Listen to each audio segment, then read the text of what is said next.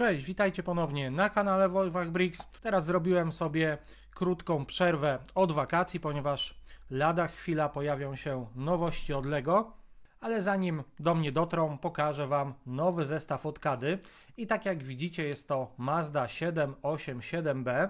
Jest w skali 1 do 10 i składa się z 1797 elementów.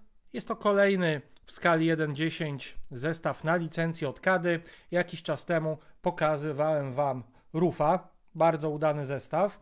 Mazda na stronie Kady kosztuje w tej chwili $130.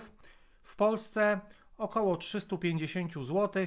Ja zestaw kupiłem na humbi.pl. Skorzystałem sobie z tego kodu brodaty15, dzięki czemu finalnie zapłaciłem poniżej 300 zł. W zeszłym roku Kada wypuściła ten sam model, ale w skali 1 do 24. No jeśli pamiętacie recenzję, to jakościowo nie był to udany zestaw.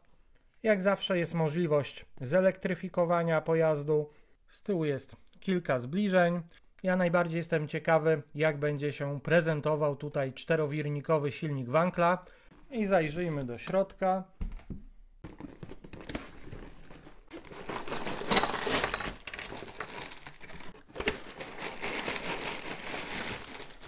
W środku znajdziemy 23 ponumerowane woreczki z klockami. Jak widzicie, nie ma żadnych naklejek. Mamy same nadruki. Również te na kilku elementach. Na pierwszy rzut oka prezentują się bardzo dobrze. Jest też kilka giętkich elementów. Tabliczka z nadrukiem oczywiście. Dwa różne rozmiary opon oraz felg. No i tutaj lekki zawód. Myślałem, że te felgi naprawdę będą w kolorze złotym. Raczej jest to kolor musztardowy. Szkoda, bo w tym mniejszym modelu te felgi moim zdaniem wyglądały dużo lepiej, bo rzeczywiście były właśnie w kolorze złotym. Mamy 2 tomy instrukcji w takim dziwnym, małym formacie. Zobaczmy, czy będzie jakieś wprowadzenie. Jak widzicie, jest. Dosyć krótkie. No dobra, to zabieram się za budowanie i zaraz do Was wracam. I skończyłem pierwszy etap budowy. Jak na razie za dużo tutaj się nie dzieje. Mamy gotową ramę oraz przednie światła. Drugi etap budowy jest już dużo ciekawszy, ponieważ budujemy w nim tylne zawieszenie i jest dosyć twarde.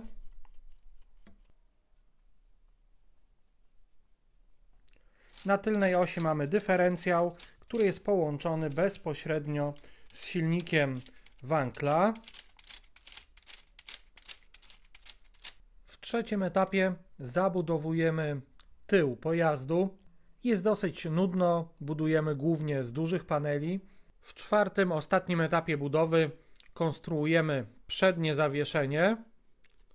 Oparte jest tak samo jak i tylne na pojedynczych, szarych, dosyć twardych amortyzatorach. Oprócz zawieszenia budujemy też skręt. Jak widzicie, oparty jest na zębatce. Tutaj mamy wyjście do kierownicy, a tutaj mamy podpięcie do silnika serwo.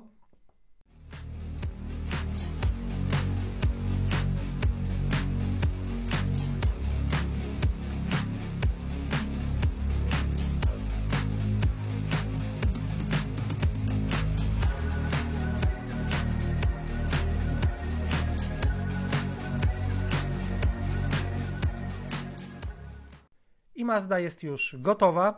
Proces budowy był bardzo szybki, prosty, przez co też nudny. Bardzo mało mięsa technikowego. Głównie budujemy tutaj z dużych elementów, paneli, ramek, belek, więc cały ten proces budowy podpiąłbym do grupy technik Duplo.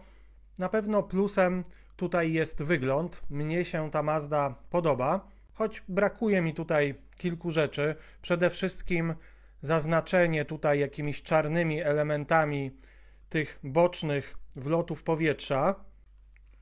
Brakuje też mi tutaj ładnie wyprofilowanego przedniego nadkola, ale najbardziej jestem zły na te tylne musztardowe felgi, ponieważ i na renderach, na pudełku, na instrukcji i na stronie CADy, jak widzicie, wszędzie ona ma kolor złoty, więc tutaj mogę powiedzieć, że czuję się trochę oszukany, bo gdyby ona wyglądała tak jak na renderach, to robiłaby tutaj bardzo dobrą robotę do wyglądu. Plus za nadruki, choć nie wszystkie wyglądają idealnie, niebieskie na białym i białe na niebieskim wyglądają bardzo dobrze, ale już czarne, nie wiem czy to będzie widać. O, teraz powinno to być lepiej widoczne. Tutaj w środku widzicie, wszędzie są pobrudzone te panele na czarno tym tuszem. Jeśli chodzi o funkcję, to oczywiście jest skręt. Możemy nim sterować tylko za pomocą kierownicy. Jak już go widzimy od spodu, to możecie zauważyć, że jest dosyć dużo przestrzeni, dosyć dużo dziur, prześwitów. Mamy otwierane drzwi. Możemy sobie zajrzeć do kabiny. Tam jak widzicie za dużo się nie dzieje. Mamy fotel i kierownicę.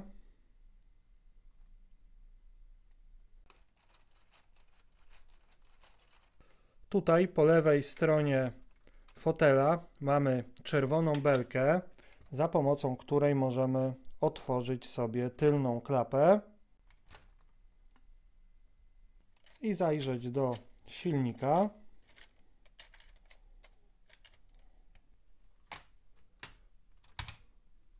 No i ostatnią funkcją jest zawieszenie.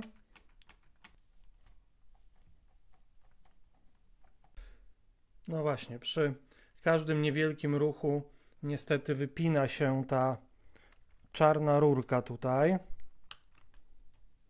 Ogólnie cała konstrukcja jest delikatna, nie ma za bardzo tutaj za co złapać, ponieważ jak widzicie te wszystkie elementy karoserii są bardzo słabo usztywnione. Na końcu instrukcji jest pokazane, jak można tutaj sobie dodać silniki. Jest to bardzo proste, ponieważ wystarczy wypiąć fotel i za fotelem mamy wpięcie do silnika odpowiedzialnego za napęd, a po odpięciu kierownicy mamy tutaj opcję podpięcia silnika serwo.